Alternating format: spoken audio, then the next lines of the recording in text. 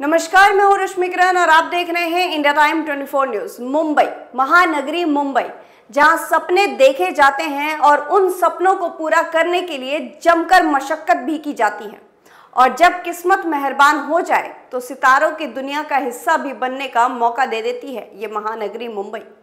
लेकिन एक वक्त ऐसा था जब मुंबई के लोगों के सपने और उनकी किस्मत एक भाई और उसके बाद उसकी बहन की मुट्ठियों में कैद थी। एक हेड कांस्टेबल के बेटे और बेटी ने देश की वित्तीय राजधानी कहे जाने वाली ग्लैमर से भरपूर मायानगरी मुंबई को अपने इशारों पर नचाया। जी हां, आज हम बात करेंगे कुख्यात अंडरवर्ल्ड डॉन दाऊद इब्राहिम की बहन हसीना पारकर की, जिसने दाऊद के देश से भाग जाने के बाद पूरी मुंबई पर राज किया। आखिर क्या थी हसीना पारकर की कहानी और कैसे वो बन गई जुर्म की दुनिया की सबसे बड़ी आपा यानी हसीना आपा। सबसे पहले हम जानेंगे कि हसीना पारकर कौन थी। हसीना पारकर ये नाम कई लोगों ने बॉलीवुड फिल्म के जरिए कई जगह सुनी होगी, कई बार सुनी होगी, लेकिन जो लोग मुंबई के निवासी हैं वो इस नाम को बहुत ही करीबी से जानते हैं।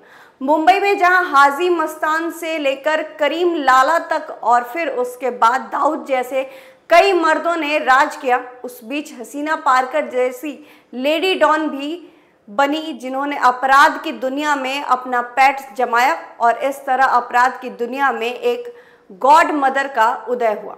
हसीना पारकर महाराष्ट्र के रत्नागिरी जिले के मुमका गांव में पैदा हुई थी। वो कुल 12 भाई बहन हैं, जिनमें से हसीना 7वीं संतान और दाऊद इब्राहिम तीसरे हैं।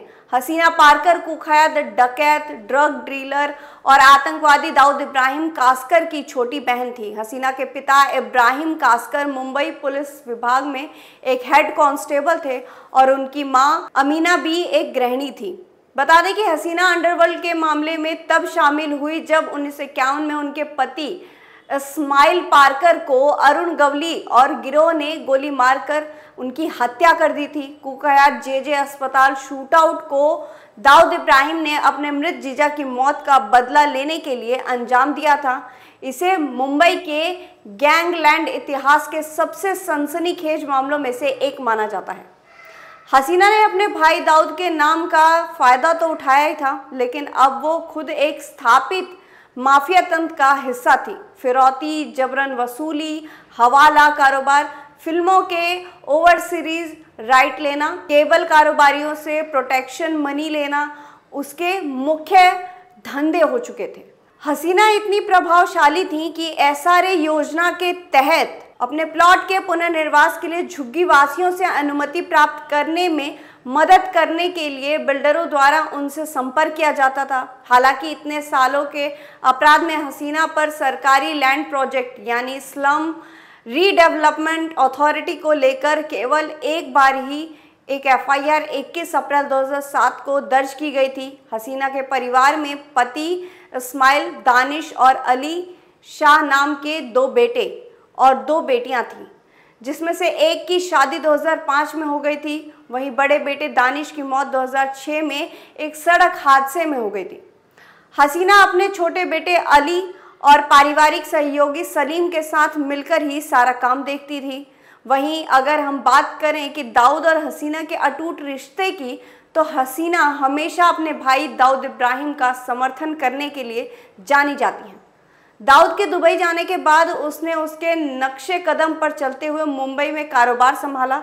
रिपोर्टरों के अनुसार पारकर के पास 5000 करोड़ की बेनाम संपत्ति थी।